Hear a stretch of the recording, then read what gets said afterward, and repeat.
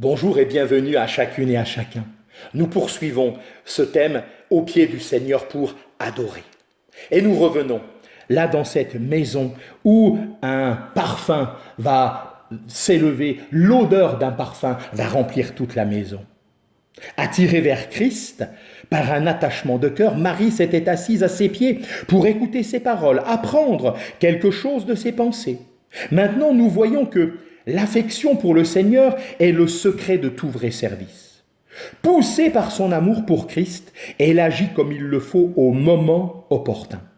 Elle oint les pieds de Jésus. Elle a attendu que le moment pour lui d'aller à la croix, puis d'être mis au tombeau, soit proche.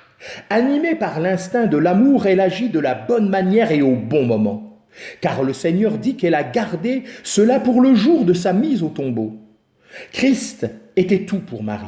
Il était sa vie, et tout ce qu'elle possédait lui était consacré.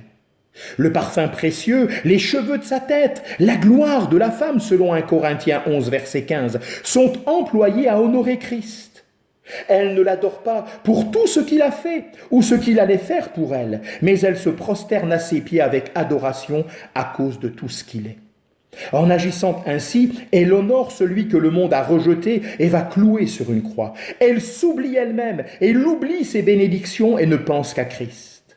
Combien ce serait heureux si, en faisant à Christ un souper, dans le même esprit d'adoration, chacun d'entre nous pouvait s'oublier lui-même et perdre de vue ses bénédictions pour ne plus voir personne si ce n'est Jésus seul et sa gloire.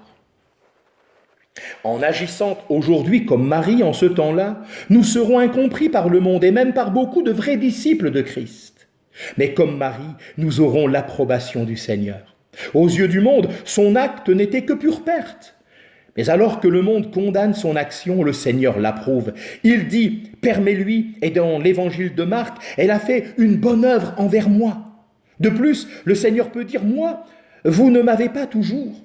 Ce sera notre privilège, notre joie de l'adorer dans la gloire. Mais Marie a déjà pu le faire sur la terre. Elle a saisi l'occasion de lui rendre ce service qu'il a tant apprécié. Et c'est encore notre privilège de l'adorer dans le monde où il a été rejeté en face du mépris et de l'opprobre des hommes. Quelle bénédiction a découlé également de son acte de dévouement envers Christ. La maison fut remplie de l'odeur du parfum. Lazare pouvait jouir d'une douce communion avec Christ. Marthe pouvait servir Christ. Mais l'acte d'adoration de Marie, qui avait un tel prix pour le cœur de Christ, a été ressenti par tous ceux qui étaient dans la maison. Ce qui honore Christ sera aussi en bénédiction aux autres. Nous pouvons demeurer tout à fait en communion avec Christ sur bien des sujets. Nous pouvons le servir comme il le désire de bien des manières et dans beaucoup de domaines. Mais lorsque nous lui faisons un souper, Christ étant tout pour nous, l'adoration surpassera toute autre chose. Il en sera ainsi lors du grand jour où tous les rachetés seront rassemblés dans la maison du Père.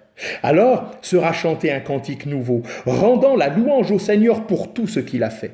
Les cieux et la terre s'uniront pour célébrer sa gloire, mais au-dessus de tout, l'Écriture parle de ceux qui se prosternent et rendent hommage dans Apocalypse 5, verset 14.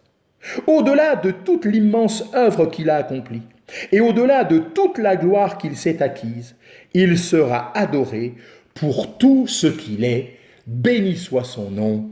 Amen.